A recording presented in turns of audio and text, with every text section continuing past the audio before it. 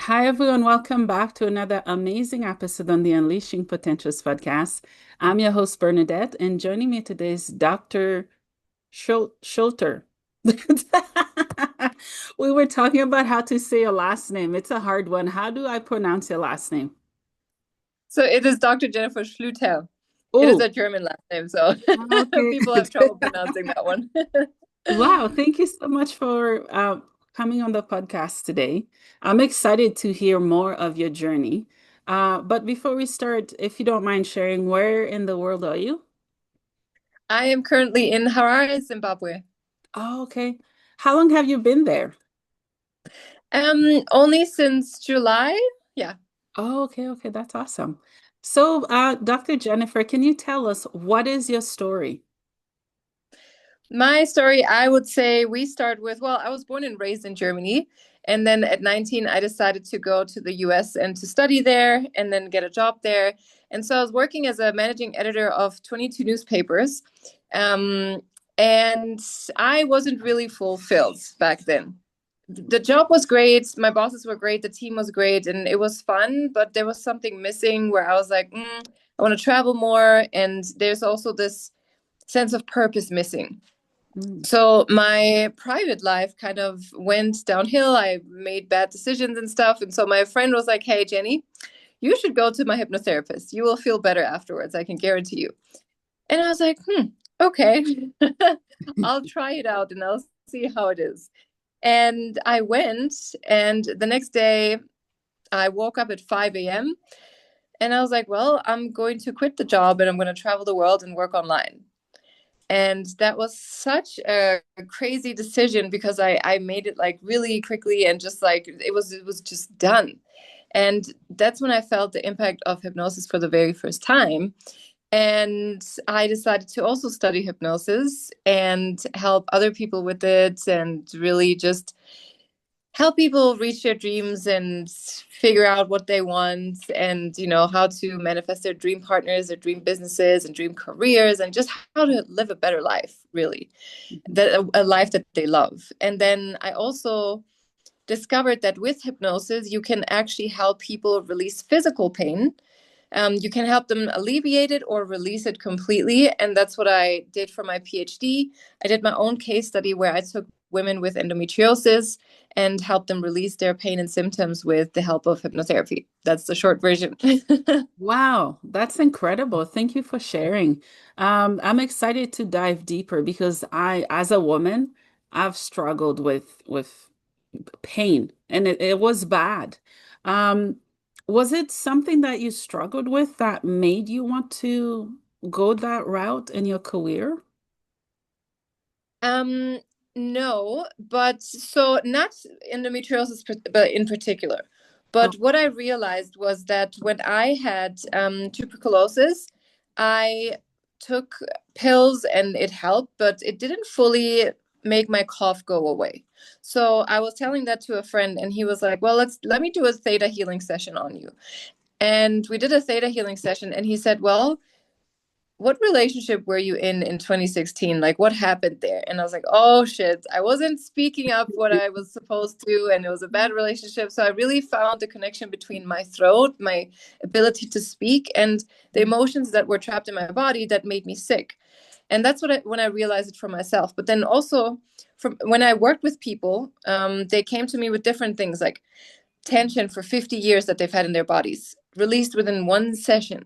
Then they came to me with several miscarriages, wanting to get pregnant. After one session, she got pregnant. mhm. Then another person came to me with chronic back pain, gone after one session. For about a year, she had that pain for a year, gone within one session. And so I was like, I really want to work with this and I want to put it out there more for people so they realize how much their mind is connected to their body. And I started off my PhD with studying the effect of hypnosis on cancer. But because cancer is such a it's something that society has deemed to be deadly and that society has deemed to be only curable with radiology and chemo and all of that stuff.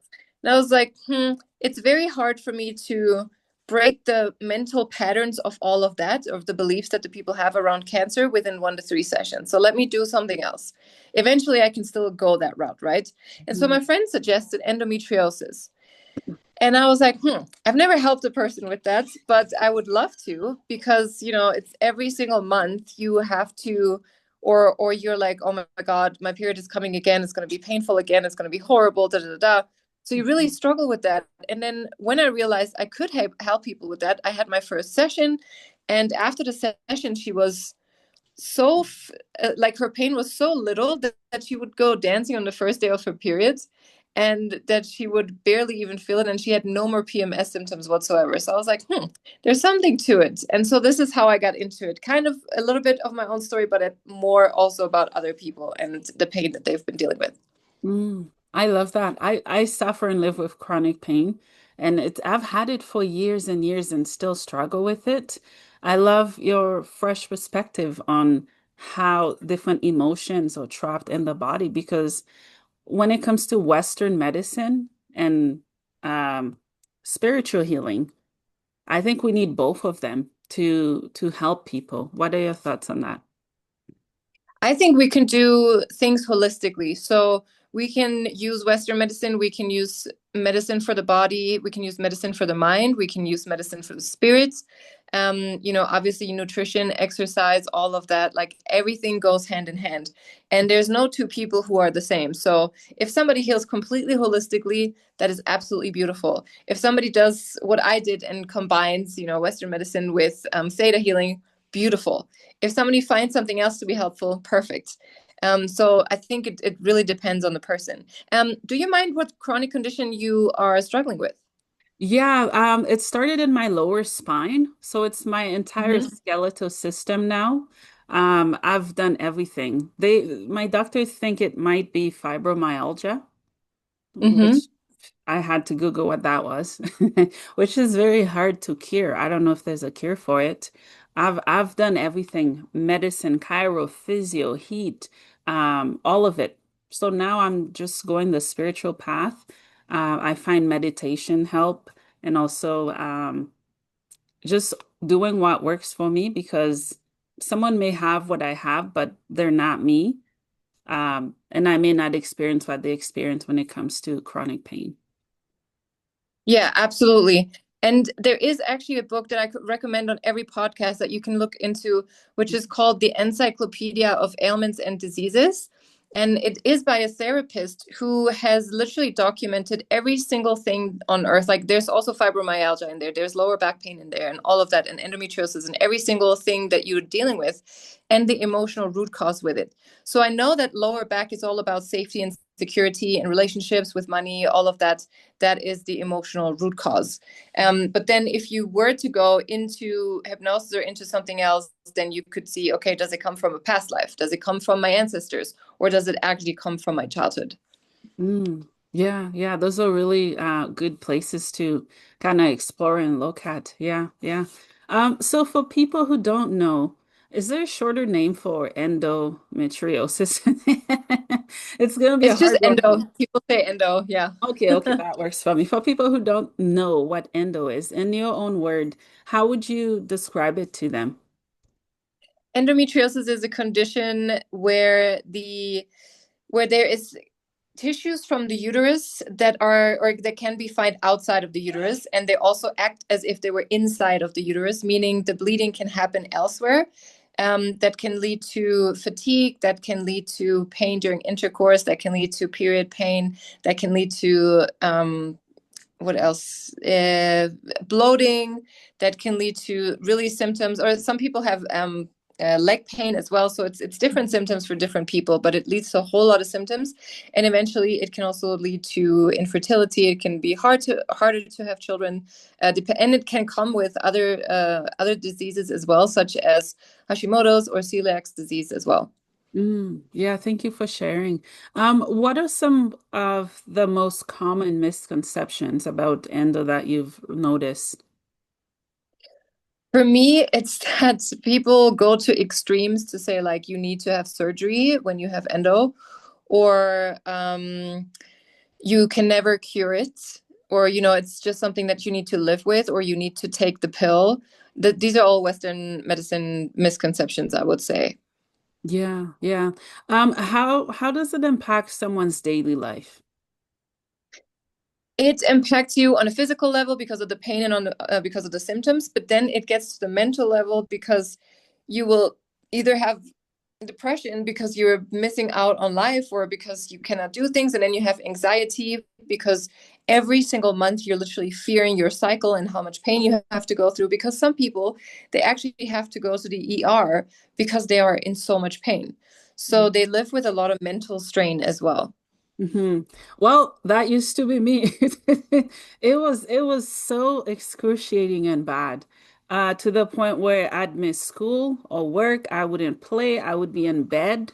I would be throwing up. There are certain foods I couldn't smell, eat. I did went to the ER once, and I couldn't stand for long. I was just miserable. So it is a real condition that can really, really break someone down, if I may put it that way. And mentally, it was hard. You're right. It was so hard. And every month, I'm like, oh no, it's coming. I know it's coming. Yeah, yeah, Yeah. yeah. What advice would you have for someone like me who's been through it, or other people who are like going through it? They don't know what it is. They don't have diagnosis. They're just suffering every month. So I would say look into it holistically. And that definitely includes nutrition, because I have, for the last few years, I'm not a nutritionist. Let me say this first. I'm not a nutritionist, and I'm not a medical doctor. So everything you do or you take from this advice is just simply from me as a spiritual healing hypnotherapist.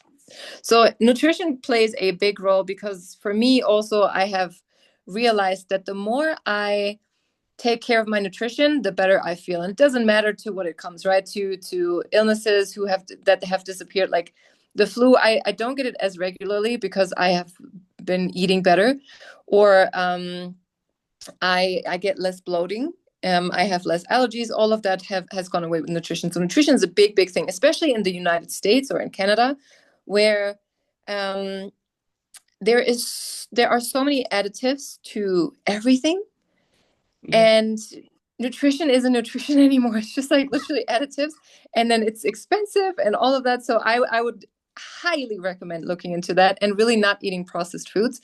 I would look into exercise such as yin yoga, which is it's very easy on the body and on the mind. And most importantly, we as women, we always put the needs of other people first. Yeah. So that means we always put ourselves last, and we forget what brings us joy. We forget what makes us happy.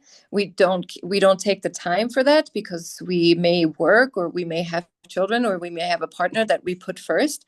Mhm. Then there is, look into your childhood trauma. Look into, have you been sexually abused?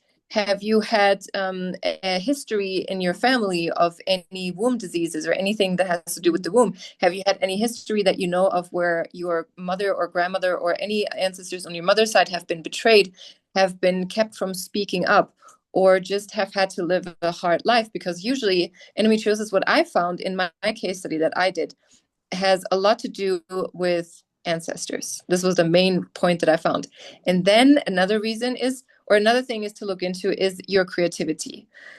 Are Mm. you consuming or are you creating?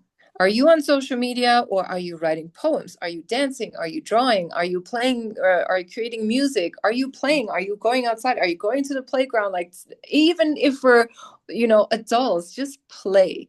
Yeah. And these are things that you can look into anywhere. And there's lots of meditations or hypnosis on YouTube as well that you can just explore. And yeah, most importantly, it's taking care of ourselves first rather than taking care of others. Mm, I love that. I'm just letting that soak in for a little bit because that has been me. And I know that is a lot of women because we carry so much. And at times, not everyone notice how much we're carrying because we carry it so well and we're silent while we're breaking inside. So I love that you put it that way. I know there's period day. Um, I forgot where I saw it. The different countries have period day where they advocate for that because there's a lot of shame and stigma and discuss when it comes to women having their period, especially from men, even from other women. So that could be another block of trauma from culture or society. What are your thoughts on that? I'd love to hear what you have to say when it comes to that. 100,000%. Any shame that is associated with the womb, whether the shame is about sexual abuse, whether the shame is about even fat shaming, whether it is about period shaming, whether it is about being ashamed for being a woman, because in some cultures it's even that they would rather have a son to be the firstborn or to be the child at all rather than Yeah. a girl.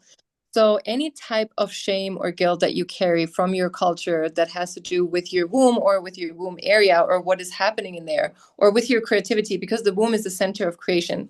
Any shame that you carry around bearing children or birth or anything like that, that it has also so much to do with that. Yeah, yeah. How can we advocate as women and also teach people?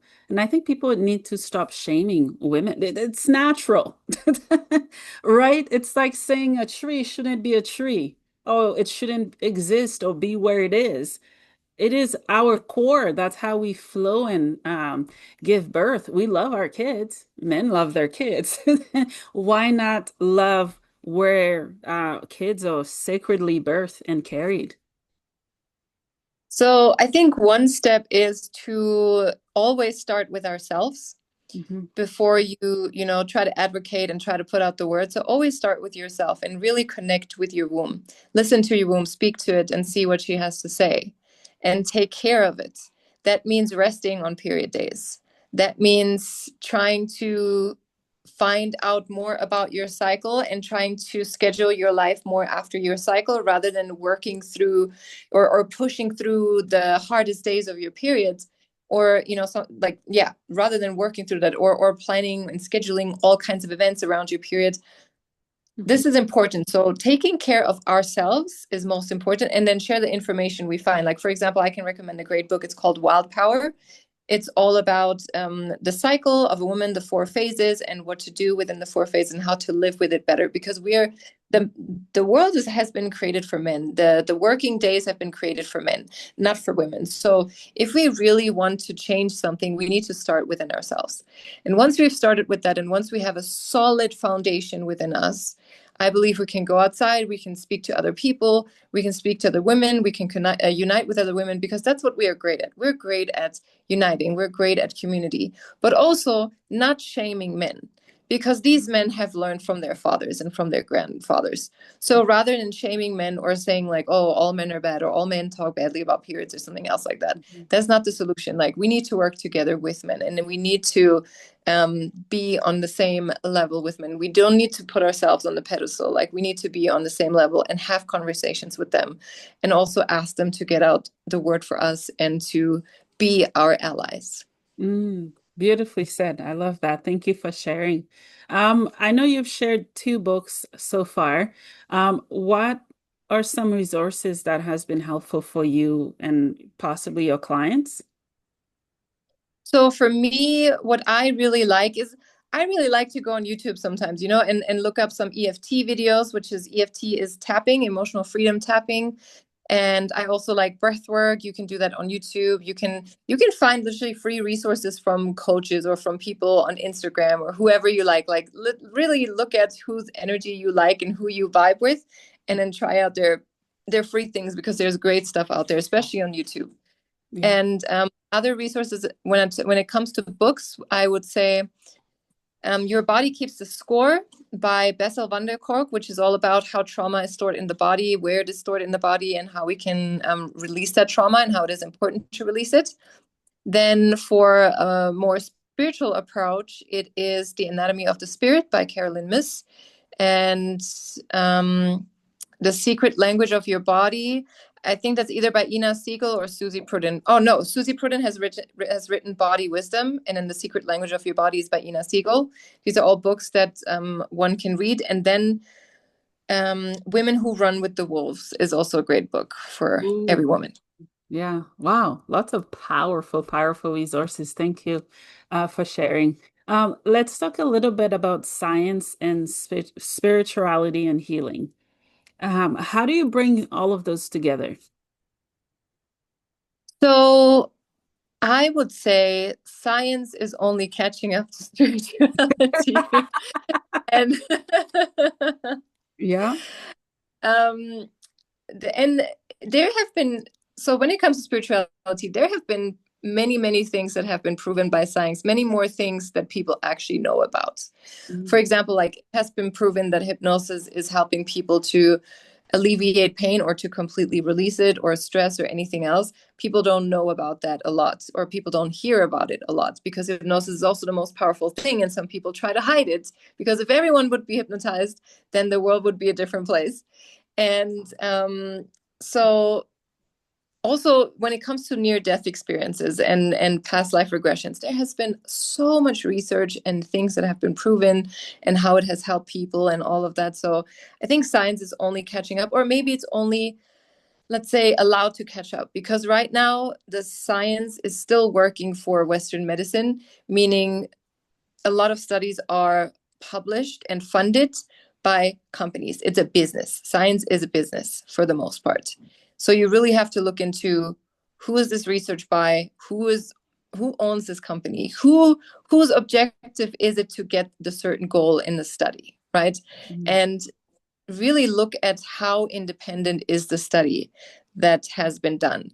And when it comes to spirituality, I believe we are getting more and more people who are independently looking at, let's say, past life regression, for example, or near death experiences or breath work. Mhm. All of these things do not make anyone money, because we can do it with our own bodies. So where does the money come for the research? This is the problem. So these modalities have been around for thousands of years. Hypnosis has been around since the Egyptians, since old Egyptians. Breathwork has been around for ages. How much science is there on that? No, there's more science on freaking, I don't know, cancer or something else, right? So it's really science, quote unquote, for me is catching up on everything else. Yeah, yeah, I agree. Yeah, back in those days, I think people were more connected to the earth, to the plants, to themselves. Because right now, the AI technology is running the world, right? So Money. yeah, yeah, yeah, we're losing ourselves slowly, and it's difficult to find our way because it's been so long. It's like speaking a different language, being adopted from a different culture and whatnot country. You know where you're from, but you don't really understand the culture or can't speak it. I'm speaking from experience. But yeah, yeah. Well, I do speak my language, but my siblings, they struggle. But yeah, yeah, I agree.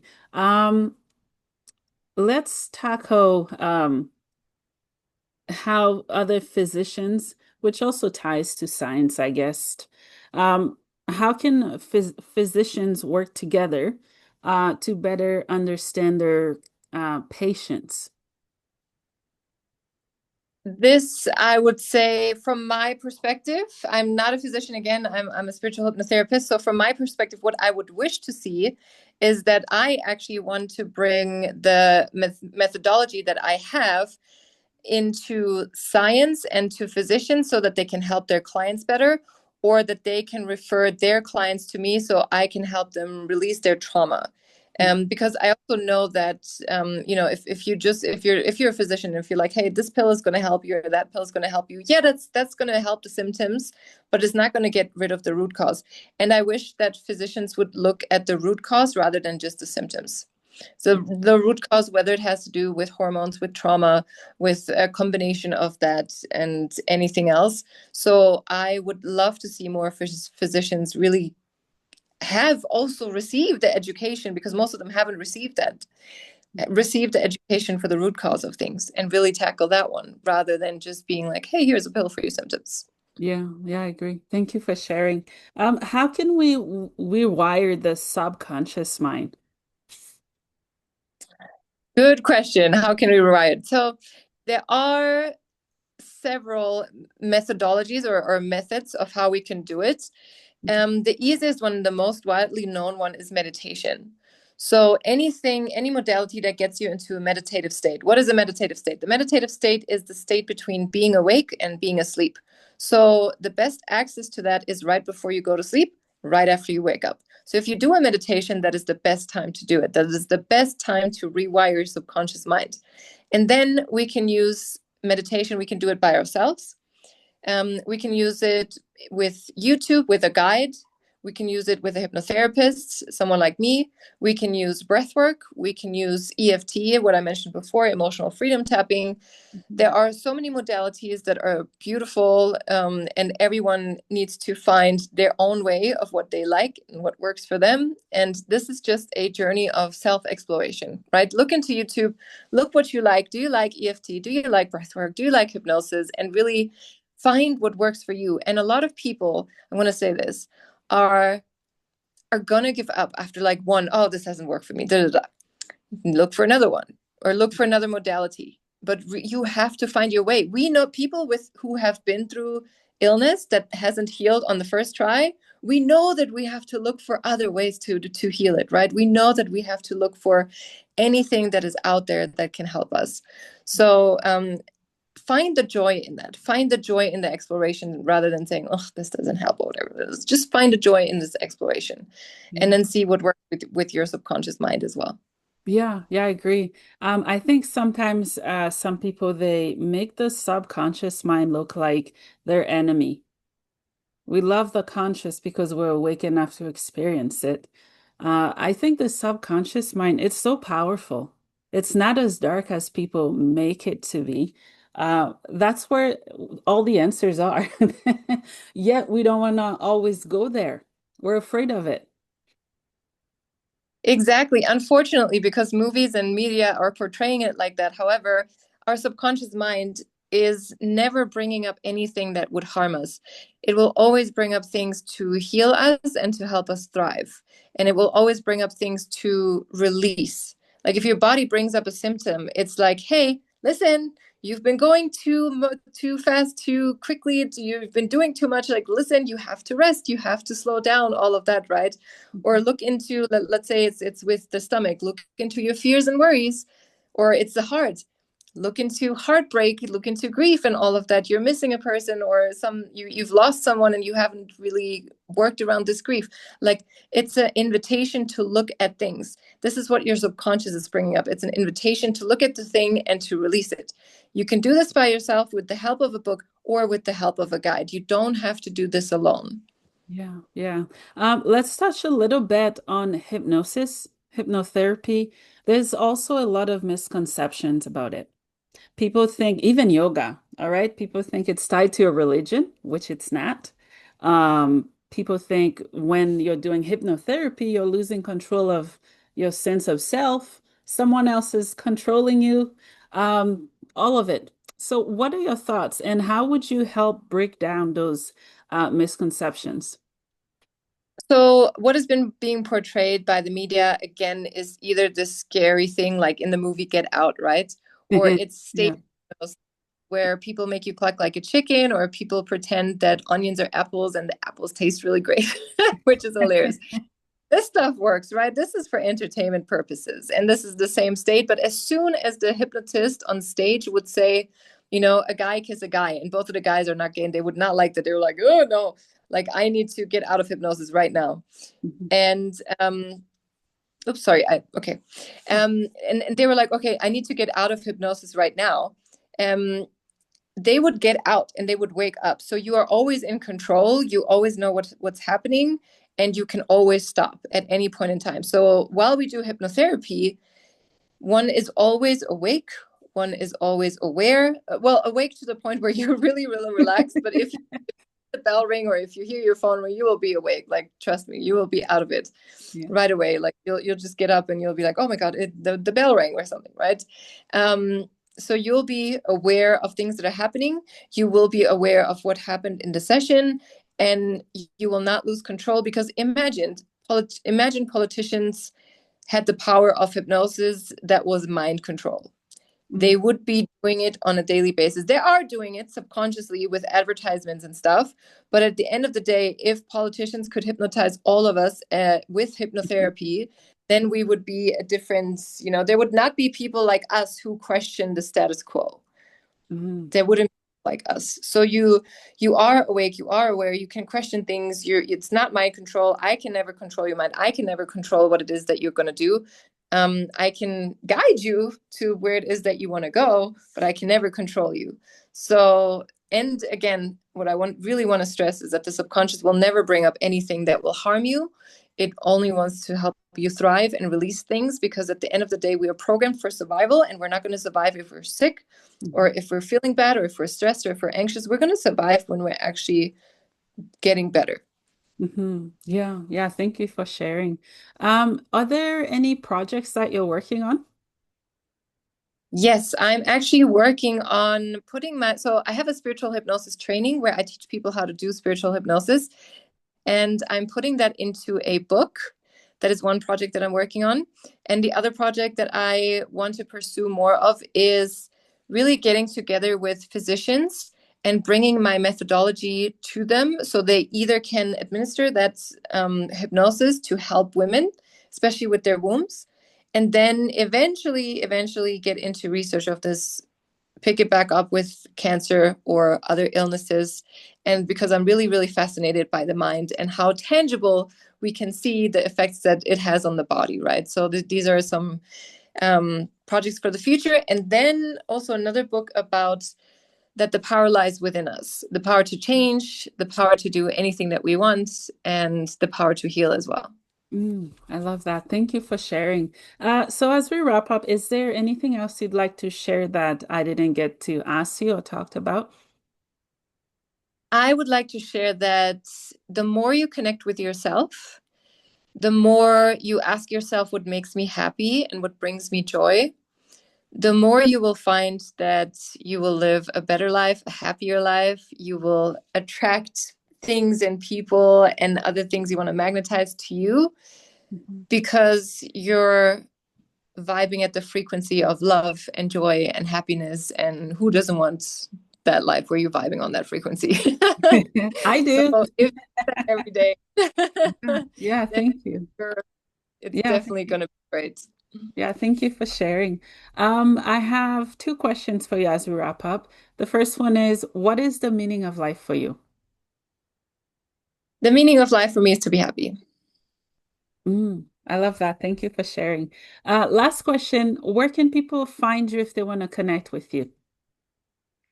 They can find me on my website. It's called mindyoursubconscious.com, or they can find me on Instagram, Facebook, TikTok, YouTube, all with my name, Dr. Jennifer Schlueter.